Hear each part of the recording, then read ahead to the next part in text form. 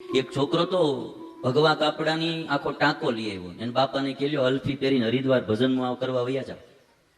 એને બાપા કે પણ બટા આખી જિંદગી મહેનત કરી પાળી પોષીને મેં તને મોટો કર્યો, તું અટાણે મને હરિદ્વારમાં જવાનું કે ત્યાં મારું કોણ ધ્યાન રાખે, શરીર સારું નહીં.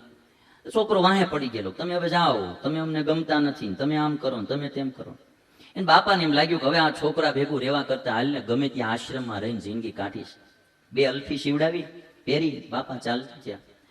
ગામના પાદરથી બાપા પાછા આવ્યા. છોકરો તો રાજીનો રેડ થઈ ગયેલો, એ બધા ગયા. પાછા આવ્યા એટલે છોકરાએ પૂછ્યું કે કેમ બાપા પાછા આવ્યા? તો કે બેટા એક ભલામણ કરવા આવ્યો છું. શું? મેં આ ભગવા કાપડમાંથી અલ્ફી સીવડાવીને જે કાપડ વધ્યું છે ને એ બટા તું હાચવીને મૂકી દે. છોકરો કે મારે એને શું કરવું છે?